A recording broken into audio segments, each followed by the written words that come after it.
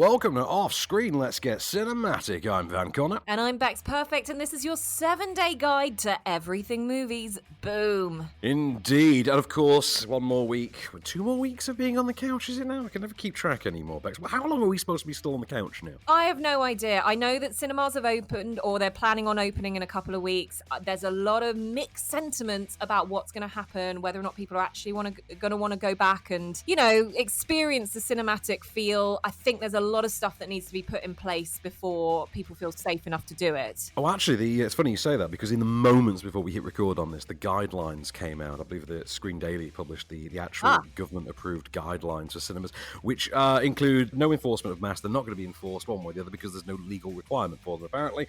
And capacity, up to 60%. So, I don't know. And do you think Disney would knowingly release a film completely in the knowledge that it would only earn at most 60% of what it would earn otherwise? Or Warner Brothers, who need to earn, last time I checked, around $600 million for Tenet? Because it seems like a gamble, if you ask me. Yeah, and also, that's optimistic at 60%. There's also news out there that Cineworld staff are petitioning that everyone should be wearing masks if they want to come in.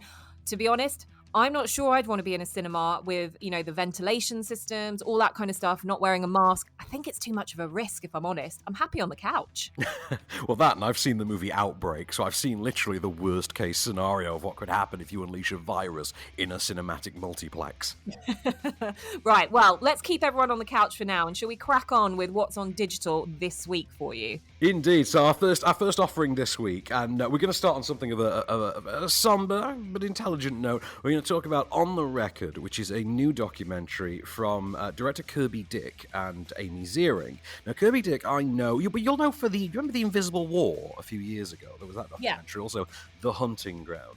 I know his work through, and I think Amy Ziering was the producer on a lot of his previous documentaries. She's now directing as well, and given the subject matter, that makes complete sense as well, that this would be her time to actually step behind the directorial side as well. I know Kirby Dick from This Film Is Not Yet Rated, a tremendous documentary about the MPAA and how American rating systems are applied to films, and the terrible system, the corrupt system that has emerged around that in recent decades. This is about Me Too and the record industry, specifically Drew Dixon, who came forward in 2017 to out Russell Simmons as something of a monster. She was one of a number of women who alleged assaults going back in Drew Dixon's case as far back as 1995, when she was 24 years old. She was an up-and-comer on the scene. Do you remember the song I'll Be There For You by Method Man and Mary J. Blige? You remember that one? Yes, I do. She's the brains behind that song. She then disappeared from the music scene after, in somewhat mysterious circumstances that no one really twigged, because as we're told at one point, women just disappeared from the music scene all the time back then. We didn't really think anything of it. Turns out there was a reason for that. She reappeared back on the scene, got involved doing music for Lauryn Hill, for Whitney Houston, and then L.A. Reid became her new boss, and she had a whole new set of problems. So let's just take a sound sampling of just roughly how tragic this starts to unfold. That's one of the beautiful things about the music industry. There was a lot of mobility for women, but at the same time, there was tremendous amount of sexual harassment. You didn't get a lot of sympathy for that. That was considered the price of admission.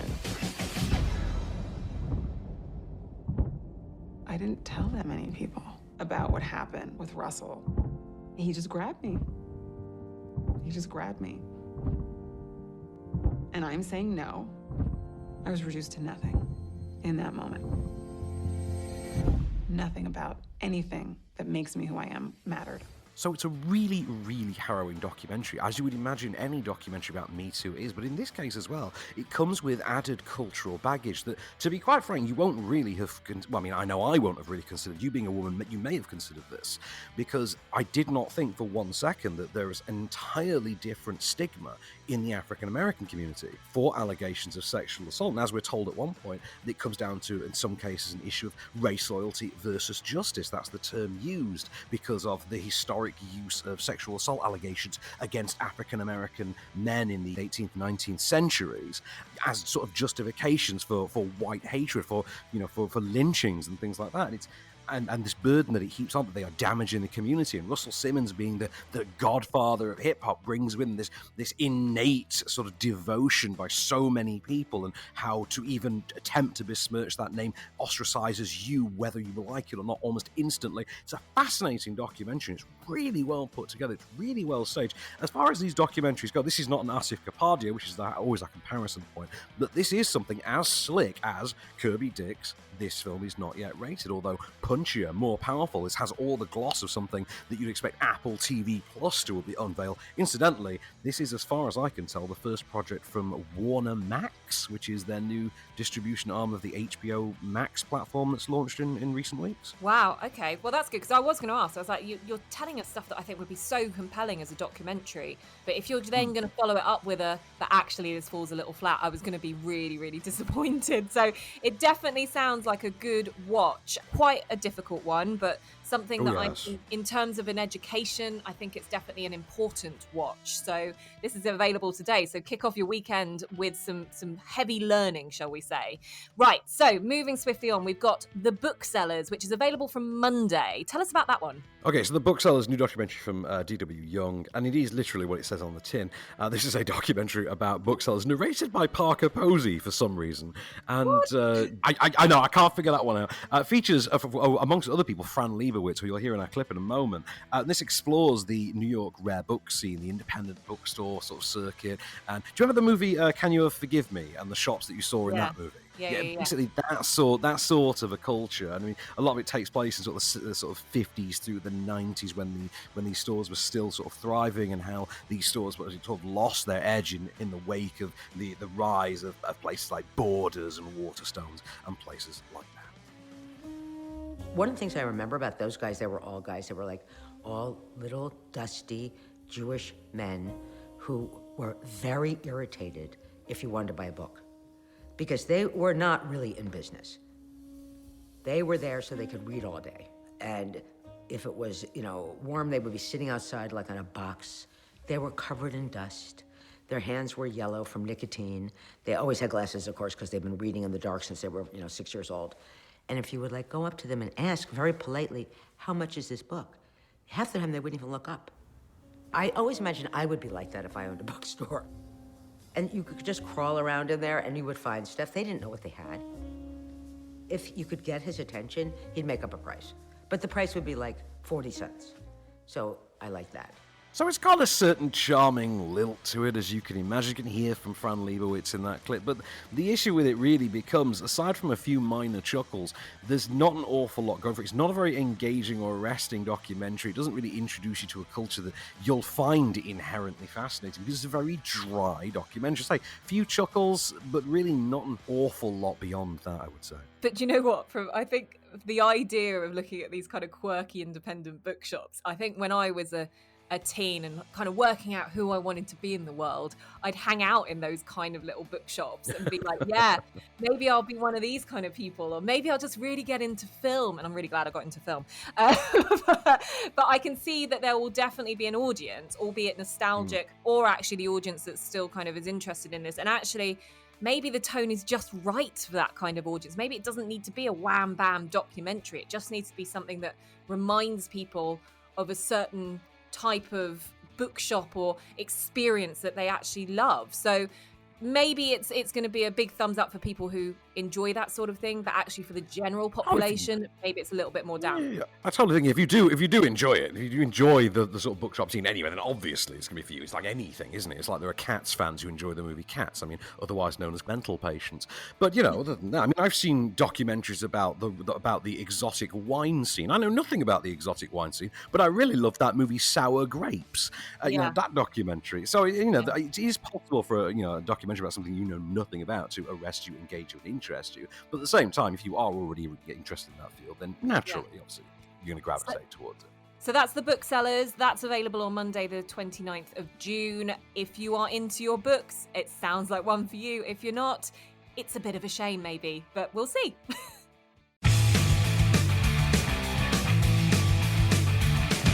Welcome back to Off Screen. Now we're moving straight on to keeping you onto the couch. Not moving very far at all. And don't worry, because we've got some great movies on TV for you. We're going to give you your 7-day guide to our top picks of the week.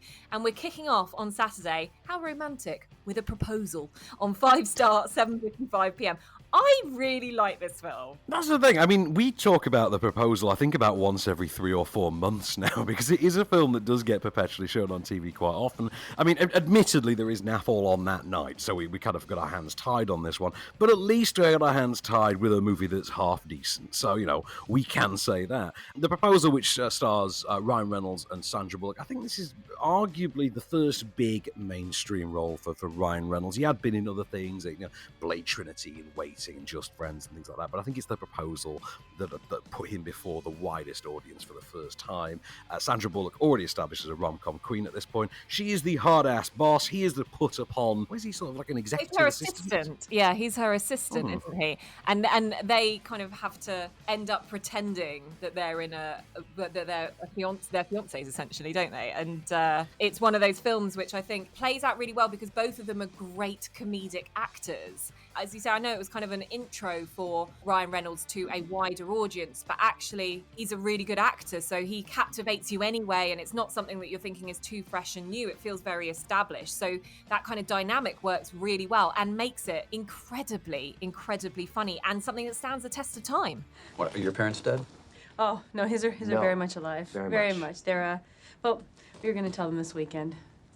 Gammy's 90th birthday, and the whole family's coming together, and we thought it'd be a nice surprise. And where is this surprise going to take place? At Andrew's parents' house. Where's that located again? Why am I doing all the talking? Jump in. Sitka, Sitka. Alaska. Alaska. You're going to go to Alaska this weekend? Yeah. Yes. We are going to Alaska. That's where my Andrew's from. So that's Sandra Bullock and Ryan Reynolds there being, almost said Ryan Gosling, Ryan Reynolds being interrogated by, their green card, their immigration officer, I think he is. And, cue wacky hijinks during which they have to retreat to his family, as she refers to them, the Alaskan Kennedys, I think is referred to. The interesting thing as well about this, we talked about the book club last week in which Craig T. Nelson and Mary Steenburgen are a married couple. They're also a married couple in this, playing Ryan Reynolds as parents. So just a bit of weird sort of repeat casting now. I do love me a bit of Craig T. Nelson. Yeah. So let's move on to Sunday. Then we're keeping it romantic. We've gone from the proposal now to a wedding. So let's talk about Table 19. Have you seen this one, Becks? No, I haven't, but I know I'm a big Anna Kendrick fan, and I'm surprised that I haven't seen this actually because I think she's so incredibly watchable, and I think especially in these kind of sort of comedic rom-com-y kind of roles. So I'd be intrigued to kind of watch this. I'm going to put this on my list for Sunday. Yeah, definitely. So this stars Anna Kendrick as the jilted ex of the best man at a wedding of her former best friend. So the idea is she was going out with her. She was going out with this guy played by Wyatt Russell. Her best friend was his sister. She's getting married. They've broken up in the meanwhile. She goes along anyway, and she gets put at the loser table, Table 19, which features such prominent, performers as Tony Revolori, Stephen Merchant, Craig Armstrong? Craig Robinson from The Office and Hot Tub Time Machine, and Lisa Kudrow. And, it's the relationships that form between these unlikely compatriots who are sort of just outcasts at this wedding. Nikki can calm down. What is the deal with Nikki? Really? Wow, what's the deal with Nikki? That's funny. Why would you care about Nikki if you're just here for my sister? You're right. Yeah. You're right. It's none of my business if you cheated on me with her. What? Why should it even bother me? Come on. I didn't cheat on you with her. It started after we broke up and you dropped out as maid of honor.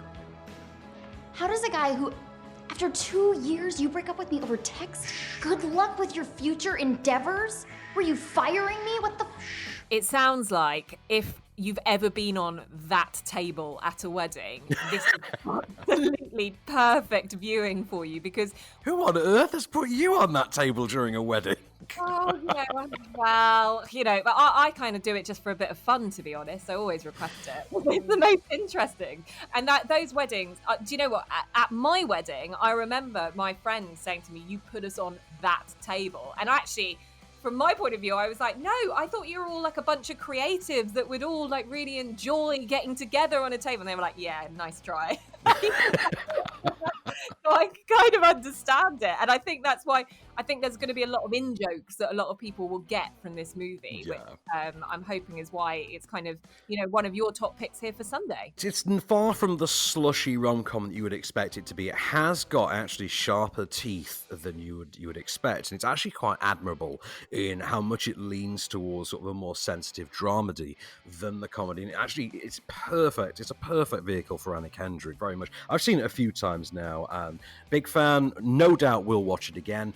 Absolutely check that out. We'll recap all the times at the end of this, but so that's on Film 4, 7:10 on Sunday night, which leads us to Monday. And I'm so glad that after 10 years as a critic, I finally get to talk about two brilliant films that from my younger years this week. This is the first of not brilliant, but films I love. And I don't know if you've ever seen this. Have you ever seen FX Murder by Illusion, Becks? No, I haven't, but I do know that it is a 1986, a stellar year, action thriller. So this was, remember, once upon a time, Brian Brown had a film career. Australian comedian Brian Brown Do you know had what? a film career. Yeah, and you know what? You look through the cast list of this and you don't actually recognise a huge... This is kind of like... if you know kind of casting in this. It's not the ultimate. It's not something you're going to see Bruce Willis pop up in this as an example. Well, it does feature, and I think he was largely known for his role in Rambo First Blood, or just First Blood back then, but the late Brian Dennehy, who we lost in recent months. The idea here is that Brian Brown plays special effects man Rolly Tyler, and yes, he keeps the Australian accent. He is the greatest special effects man who has ever lived. He can fake anything, and he's hired by the FBI to stage the assassination of a mob informant, played by, weirdly, I think he's played by the voice of Lumiere from Beauty and the Beast, the animated version, only to then find himself on the run for actually assassinating the mob informant, and the people who have hired him supposedly being the people who have set him up for this crime. And in order to evade them, he has to utilize his bag of special effects tricks, which include prosthetic effects, pyrotechnic explosions, vehicle stunts, every special effect you can think of, whilst he teams up with Brian Dennehy's copper. I think his name's Leo, and it somehow involves like a lot of some sort of stolen gold from way back when. They did make a sequel to this in 1991 as well. I think it's FX Murder by Illusion and then FX2 The Deadly Art of Illusion. They were both MGM films. They were both quite widely available on DVD. Both really fun movies, be it flimsy, be it, typical 90-minute 1986 cheesy romps, but good times, good fun to be had, and just fun for the sort of gag, the gimmick of the special effects thing. I think it's rubbish title, brilliant film is how you want to describe this. It was a short-lived US cable TV series spin-off as well about the further adventures of Rolly Tyler. I never got to see. I may have to look that up nowadays. I think now that we've got some time for left for another few weeks, I might look up that old series. That's FX Murder by Illusion. That's on the Paramount Channel Monday night, 9 p.m. Do watch it. Do check out the sequel in which he has like a motion capture suit that controls an animatronic clown. That's very fun. But you got The Proposal, Saturday night, 5 stars, 7:55 p.m. Table 19, Sunday night, Film 4, 7:10 p.m. And of course, FX Murder by Illusion at 9 o'clock on Paramount on Monday night. I think that's a good lineup. What do you think? I think that sees your weekend through pretty strong.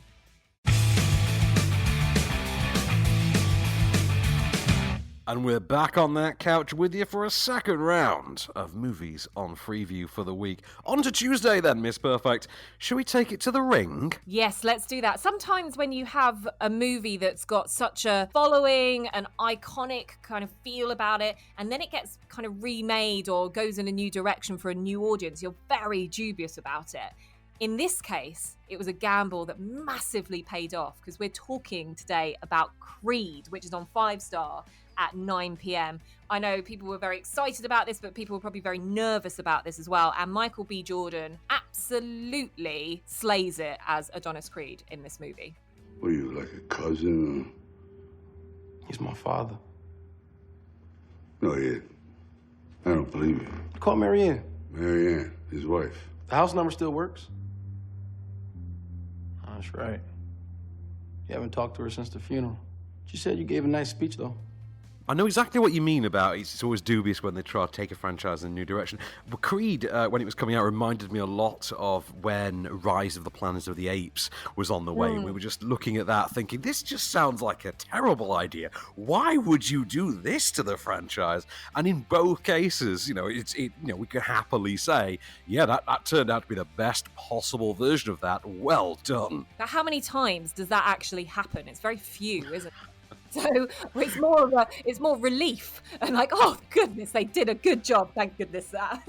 I think a lot of the success of Creed comes down to, a couple of factors. Obviously, there was the great central performance of Michael B. Jordan. There's Ryan Coogler bringing real heart to that script, to that direction. Yeah. And Coogler taking on the writing of that was quite interesting because it had always been Stallone's baby, obviously, the Rocky series. He had been involved at the scripting stage with so many entries in that series and so many of the more iconic sequels as well, such as Rocky IV, which of course then gets its own sequel as the sequel to Creed. So Creed 2 becomes sort of Rocky 4B as well. And that's a strange generational sequel that I actually think in many ways might be the best of the Rocky sequels.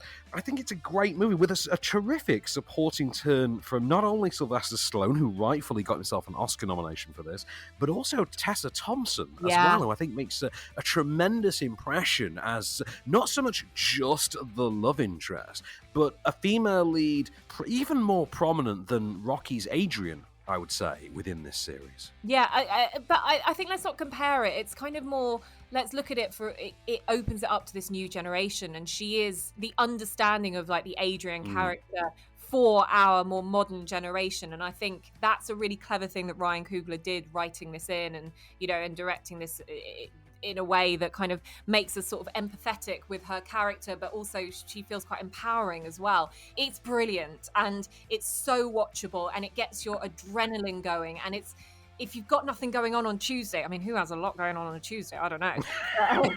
It's on 5-star at 9 p.m. and it's so worth your time. So if you've never seen this before, sit down, enjoy that evening, because this is going to be your perfect watch. I mean, you say that, what do people have going on? People are always telling me they'll see me next Tuesday, but I never see anyone. It's a strange thing. Anyway, over to Wednesday, a movie that I have a soft spot for. This is one I've never gotten to talk about before. This is a 1993 comedy written by and starring Mike Myers. It is called So I Married an Axe Murderer, and there's so many interesting sort of niche things about this. He made this movie as a sort of a tribute to his father, but his father died, I think, during the making of it. It messed him up a little bit. This is why Mike Myers disappeared from the scene for a few years until the first Austin Powers movie, which he then made as a tribute to the kind of films that his father loved. His father is actually depicted within this film, would you believe, as a Scottish character, played by Mike Myers under prosthetic effects. I'll play you a clip in a minute just showing off exactly what he was like. But the premise is Mike Myers is a beat poet, a stand-up comic / beat poet in 1993 San Francisco, who falls for a butcher played by Nancy Travis and begins to suspect that she is the Black Widow, a woman who marries and then murders men on their wedding nights. And you know what? The film's about as predictable as you'd imagine, but it does have such delightful moments as this. Well, it's a well-known fact, Sonny Jim, that there's a secret society of the 5 wealthiest people in the world, known as the Pentaverate, who run everything in the world, including the newspapers, and meet tri-annually at a secret country mansion in Colorado known as the Meadows. So who's in this Pentaverate? The Queen, the Vatican, the Gettys, the Rothschilds, and Colonel Sanders before he went tits up. Oh, I hated the Colonel with his wee beady eyes and that smug look on his face. Oh, you're gonna buy my chicken. Oh! Dad, how can you hate the Colonel? Because he puts an addictive chemical in his chicken that makes you crave it fortnightly, smart arse. Interesting. Cuckoo. This is a movie that I'm putting into my back catalogue of I was too young to watch this, and I watched it. I don't think I have seen it since, but I think I kind of watched this around 1995, so when it was out on VHS. And I remember rushing to my local video shop and convincing my dad to hire it for me because I was like, this looks brilliant. I've heard a lot about Mike Myers, and I definitely think I'm old enough to watch this. And I always remember it with such fond memories, but I couldn't tell you what goes on in it for the life of me. But I'm so excited that it's on TV again. Well, that's the thing. I mean, it's never on TV. It's on Sony Movies, 5:05 in the... Because I think it's a 12, so it's on at 5:05 in the afternoon on Wednesday. Absolutely worth checking out. I mean, it's a naff movie, but there's so many great little beats in it, like the character of his dad. And, I mean, if you could actually see that clip that we played, if you could visually see it, you'd see that Anthony LaPaglia, who plays Mike Myers' best friend and a homicide detective who's bored with the sort of routine of police work, and that's a great gag he shares with Alan Arkin as well. He actually struggles to contain himself through that scene, and they just make no attempt to hide it, but it works so perfectly because you would be dying of laughter during that moment. Naff film, but like I say, chock full of fun little moments. I was a big Mike Myers fan because of the Wayne's World series. So Mad and Axe Murder, I think, was the first thing outside of Wayne's World and Wayne's World 2 that he did that I saw. So I couldn't wait to see it. And then he turned up again in Austin Powers, I think 4 years later as well. So there was that to look forward to. And do you know what? Also, I remember in terms of this kind of like time frame of watching movies, this falls into, I loved watching this, and I loved watching Kim Basinger in My Stepmom's an Alien, if you've ever seen that. Similar thing, isn't it? Yeah. Similar thing, yeah. It kind of feels on par. So I might do a double whammy and watch both of them. This sounds really exciting. Speaking of exciting, then, we'll keep that going for Thursday for you as well. We've talked about this before. We both love this. It's a great thriller from '94. I believe this got an Oscar nomination for Tommy Lee Jones. It is Andrew Davis's 1994 adaptation of the 60s TV series The Fugitive, which is showing on ITV4 at 9 p.m, starring Harrison Ford as Dr. Richard Kimball, the surgeon who is framed for the murder of his wife by a one-armed man. Listen up, ladies and gentlemen. Our fugitive has been on the run for 90 minutes. Average foot speed over uneven ground, barring injury, is 4 miles an hour. That gives us a radius of 6 miles. What I want out of each and every one of you is a hard target search of every gas station, residence, warehouse, farmhouse, hen house, outhouse, or doghouse in that area. Checkpoints go up at 15 miles. Your fugitive's name is Dr. Richard Kimball. Go get him. Who doesn't love that Tommy Lee Jones speech? Exactly. And again, this falls into that category of going, so it was made before, there was an audience for it when it was that TV show of The Fugitive. What's it going to be like? Well, do you know what? The 90s can always make things better. And that's exactly what this movie did. This is a brilliant movie. Whether or not you've seen the series before it, if you have, you're going to love the movie. And if you hadn't, if you were introduced to this movie as a younger person or a child, which you probably shouldn't have been, this again is one of those movies that you kind of go, oh my goodness, this is up there as one of the best things that I've ever seen in my childhood. Well, that's the thing. It's obviously I was a child. I was 11, I think, when this came out, and I was a huge fan of The Fugitive. And then I think 3 or 4 years later, we got the sequel, U.S. Marshals, out of it, which is same U.S. Marshals team, different Fugitive. And I think that's pretty good as well. I mean, that's a sequel so good, they added Robert Downey Jr. just for giggles. That's how good that movie was. Check it out. If you've never seen The Fugitive, I don't know what you've been doing all your life, but you've got to check this out. But on to Friday, and I think you and I, I'm not sure if we watched this together at a press show 3 years ago, and it's the 2017 drama Borg versus McEnroe, starring Shia LaBeouf. This is showing on BBC Two on Friday night at 11:20 p.m. Did you have the pleasure of this one? I'm trying to rack my brains to think whether or not I did. When you said Shia LaBeouf, it actually didn't ring true that I've seen this, but I'm gonna try and jog my memory, because I do think that if it's 2017, I will have seen it. I believe you will. It was quite a big release that week, but of course the big shtick of it, this is when Shia LaBeouf was going through his weird I'll do performance art every week, and create some kind of viral meme, kind of, that reign of terror he was inflicting upon us all. But he was starting to emerge as a pretty great dramatic actor with some offbeat choices as well. And this was one. Let's have a quick sample of his John McEnroe. The only thing standing between Borg and that record is you. Well, here's what it's saying over in London, where you're hardly making any friends. John, I got to ask you, what is it that you've done to the Brits? Yeah, I don't know. It's just a different place, It's different culture, and they have warm beer, and it's just a different thing. Well, have you got a plan to get them to stop booing? I mean, I plan to go in there and play my game. And if I beat Borg in the final, it's very hard to boo me if I'm number one, so... So I think this is a really good drama. We had this, and then we had Battle of the Sexes about a year afterwards as well, with Steve Carell and Emma Stone. Yeah. Good couple of years for true story tennis dramas, I think. And you know what? Tennis is my sport of lockdown. So if anything, I'll definitely be watching this. If I had that garden as well, Becks, I'd be into tennis, I tell you. Look, I'm a massive fan of Shia LaBeouf when he's not bonkers. So he's a really, really good actor, really worth watching just to see him kind of at his best in a way, I suppose. I think I have seen it. I've just looked back at a few photos. The only thing I'd say about it is that it probably didn't stick in my mind. So there must be something slightly missing for it. But it's picked up a load of awards. It's obviously got that kind of look and feel. It's got Stellan Skarsgård in it as well, you know, a great actor. So if you're after something that, and you know about the Borg versus McEnroe rivalry, you definitely want to kind of watch this dramatized on the small screen for you as well. So that's Friday, BBC 2, 11:20 p.m. Should we go through and just give everyone a quick rundown of the times and where they can catch everything? Of course. I mean, so we can starting on Saturday with a proposal. That's on 5 Star at 7:55.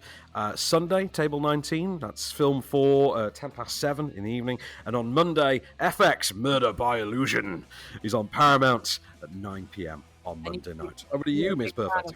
And then we've got Tuesday, we've got that brilliant film Creed, 5 Star, 9 p.m. Make sure you catch that. So I Married an Axe Murderer. Both Van and myself will be reliving our 1993 years by watching that on Sony Movies at 5:05 p.m. Bit early for that, I think. Thursday is The Fugitive, ITV4, 9 p.m. And then Friday, finish off your week with Borg versus McEnroe, BBC 2, 11:20 p.m. What a week for movies on TV.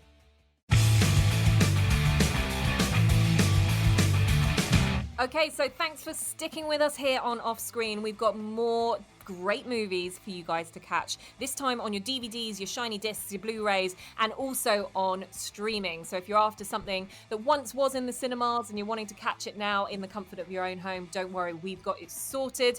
And that is all available from Monday, June 29th. So we're kicking this off with a really, really interesting movie called Invisible Man, which I know both Van and myself are very big fans of, because it's Elizabeth Moss and, you know, doing a brilliant dramatic retelling of essentially kind of the Universal's old back catalogue of monsters, essentially, isn't it? Well, this is what became of the failed Dark Universe effort of several years ago, which was basically an attempt to chase the tail of Marvel using characters they didn't have to pay for the rights for, because they just had those classic monsters sort of in the archive. But what is really clever about this is Lee Whannell, who most recently gave us Upgrade, but of course cut his teeth on things like the Saw movies and Insidious. What he's done here is to take the H.G. Wells classic, the classic original sci-fi horror novel, and infuse it with a more contemporary psycho thriller along the lines of Sleeping with the Enemy, and then entrusting that into the hands of arguably one of the best young actresses on the scene currently, Elizabeth Moss, who has garnered this huge fan base, especially in recent years through Handmaid's Tale, but to a lesser extent through Mad Men, and even before that in things like The West Wing. Really creepy, really dark film. Let's have a go at this. He has figured out a way to be invisible. You know exactly what I'm talking about. He's not dead. I just can't see him. Okay. Now, I agree with you. Adrian was brilliant. But it wasn't because of anything he invented. It was how he got in people's heads. You think about it. He came up with the perfect way to torture you, even in death. Only thing more brilliant than inventing something that makes you invisible is not inventing it, but making you think he did. He's not dead, Tom. So you can hear the tension sort of dripping off of this, which is less than can really be said for our next effort, which is also a Blumhouse film. Funnily enough, so like Invisible Man, this is also a Blumhouse film. Legally speaking, we have to refer to this as Blumhouse's Fantasy Island, which is something I noticed on the BBFC ratings card at the beginning of it, because they didn't screen this for critics, interestingly enough. Yeah. I can't quite understand why, because we've certainly been shown a lot worse than this, such as the film we're going to talk about next. This is a perfectly serviceable, sort of 90 to 100 minute kind of psycho slasher fantasy thing on an island, all-star cast that includes, Maggie Q and Jimmy Yang and what's his name? The douche from Veronica Mars. Actors like that. I don't want to give too much away from it. Michael Pena is arguably the big star sort of factor in this, and he's clearly enjoying himself. You'll have a decent enough time with Fantasy Island, but I don't think it's one that you'll want to shout home about.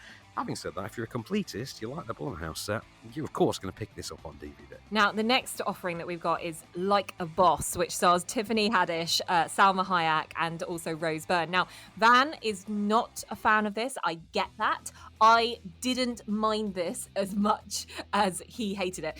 It's basically a film about two best friends who have a beauty business. They then have the opportunity to expand their business through Salma Hayek's bigger beauty conglomerate and behemoth of a business that she's got, but there's actually more underhand things afoot. Now, there are some fun moments in this movie. It's not your Bridesmaids. It's not kind of the film that you expect to see that will get girls wanting to go and rush to the cinema to watch it, but there is definitely an audience for this. It's a throwaway movie. It's easy to kind of catch.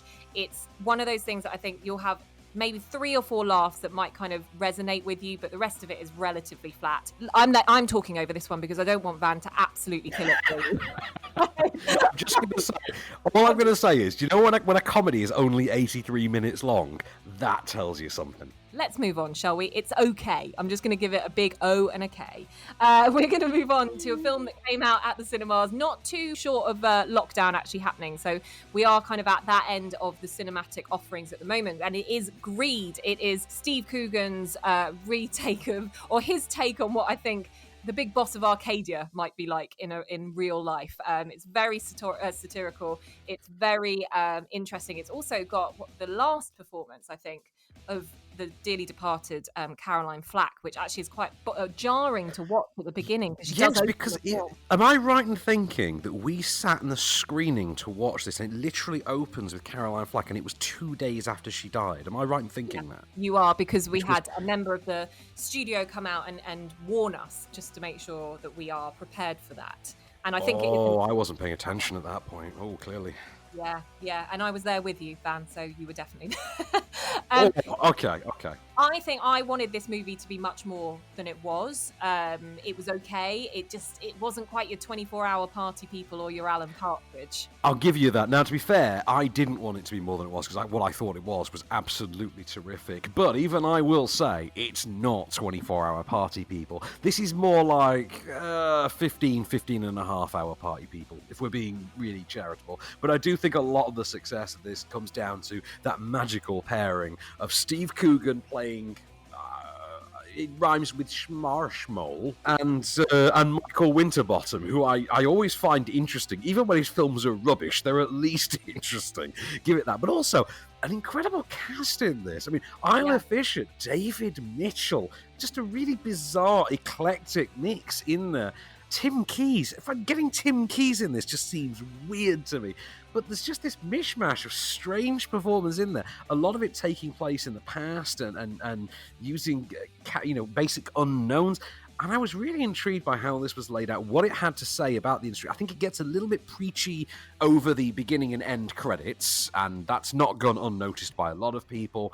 But I do think it's got more than a few chuckles up its sleeve. Yeah, I think if you are a fan of Michael Winterbottom's work, you'll be happy with this. For me, it just didn't quite land as much as I wanted it to. I think I was expecting too much from this. But anyway, that is Greed. That's available on DVD and Blu-ray. And then we move on to The Public, which you've mentioned an all-star cast in Greed. I mean, The Public has got, it's a who's who. We've got Alec Baldwin, Taylor Schilling, Emilio Estevez, Jenna Malone, Christian Slater, Gabrielle Union. I mean, the list goes on. Jeffrey Wright. I'm a huge fan of Jeffrey Wright. This is an interesting one. This, I think, is a movie that I think a lot of people would have expected to be the new Spotlight. Well, the weird thing about The Public is obviously a lot of that cast is down to the fact that it's been written and directed by Emilio Estevez, obviously, who's starring in it, and it has things to say about governmental attitudes to homelessness when it's presented with very easy fixes and chooses not to. I don't want to go too far into into it because you can talk for days on The Public. I do think it's worth seeing. It's not an inherently popcorn-friendly, mainstream, crowd pleaser. I do think as a film that you see on DVD or you catch on streaming or on, Sky Cinema or whatever, it's going to find its supporters there. Michael K. Williams from The Wire, I think, is very, very good in it as well. This is worth seeing. We never think about how much we miss Emilio, but it's good to see him back. And I do think this is a tremendous, this is a testament to how tremendous a director and a writer Emilio can be. This is something I hadn't seen in a long time since, I think, The Way back in 2010, I think.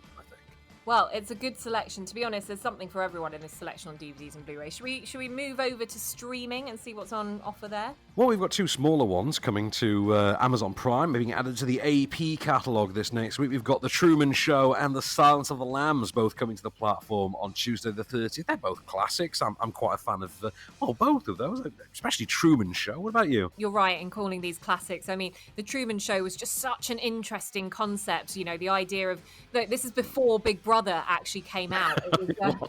It was kind of this weird futuristic look at what would happen if our lives were actually followed. Hello, reality Seemed TV. far-fetched back then, didn't it? I know. But it's a great show. Fantastic performance from Jim Carrey as well. And just one of those movies that I think is well worth a watch if you haven't seen that. So that's available on Amazon Prime from Tuesday. Now, do you like a Chianti and... Yeah, but this is the thing. Silence of the Lambs, one of the few horror movies, and it is a horror movie. I don't care how you slice it. You can play it as a psychological thriller, or you're like, look, we all know it's a horror movie. It's one of the few horror movies to ever win Best Picture. And of course, brilliant performance from Anthony Hopkins, equally great performance from Jodie Foster, Scott Glenn, just a wonderful roster in there. And of course, based on the classic Thomas Harris novel. The less said about the follow-up to this, the better. I mean, agreed. I read Hannibal over the course of a flight to Kuwait in the early 2000s, and no, not worth it at all, not worth the wait. But you know what? The film is this is an all-timer. If you've never seen it, what are you playing at? Get it seen. You can see it on Amazon Prime from Tuesday the 30th. But before then, something a little flashier. Do you like a bit of Eurovision, Becks? Oh, I love nothing more than Gay Christmas. Yes, it's one of my favourite times of the year. It's one of those things that I think you just have to sit down, watch, absorb, and enjoy in its fabulousness. Well, this is the thing. I'm not a fan of the Eurovision Song Contest. It's absolutely nothing for me. But I'm not a fan of figure skating either, and I am a fan of Blades of Glory. So enter Eurovision Song Contest, The Story of Fire Saga, which arrives on Netflix from today. We talked about it last week briefly, but for embargo reasons, we couldn't really get into it.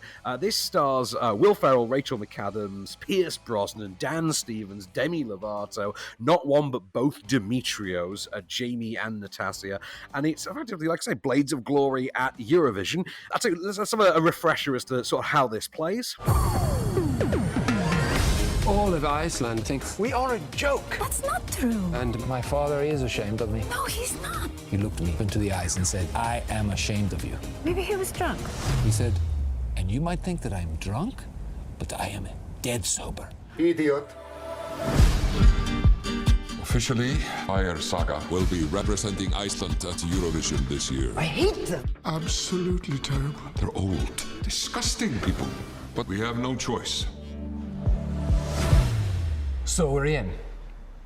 Yep. This marks the first time that Will Ferrell has co-written or even been involved in any writing on a movie since Anchorman 2, 7 years ago now. I'm very happy to say this is a lot better and a lot funnier than Anchorman 2. It's not quite up to the level of Blades of Glory. It's about a third as good in terms of the hit ratio for the gags, but it is loud, it's colourful, it's got Graham Norton sending up his own image. If you are a fan of Eurovision, this is going to be an easy sell for you anyway, but if you just want a sort of by the numbers, a flash in the pan, solidly fun and frenetic Will Ferrell comedy, you can do a lot worse than this. And I will say, Dan Stevens in lion leopard print singing Lion of Love whilst writhing around a stage dolled up to look like late 80s George Michael with a Russian accent, that is almost worth the film on its own, because I never thought I'd see anything like that anywhere else. No, I agree. And actually, the big thing about this for me is that I have seen it advertised quite a lot via Netflix, and they're putting a lot behind it. So it's interesting to see that, does it live up to the hype? It sounds like it probably does. And yes, if like me, you love a bit of Eurovision, You're going to love all the in-jokes in this as well. So yeah, a solid watch. Eurovision Song Contest available on Netflix from Friday. So that's today. Exciting. That rounds us off for the week, doesn't it, Van? Yeah, that seems like a fun-filled week for us. I mean, ignoring, delves into Me Too and rare bookshops, and we've had our more somber moments, but other than that, cinematic fun as ever. I can't recommend checking out On the Record highly enough, by the way. That documentary, absolutely tremendous. Just reduced me to emotional rubble. The story of what this woman went through is just harrowing, to say the least. But some all-timers on TV this week as well. We're both going to rewatch So I Married an Axe Murderer, deservedly so, just for Heed! Move! Love that guy.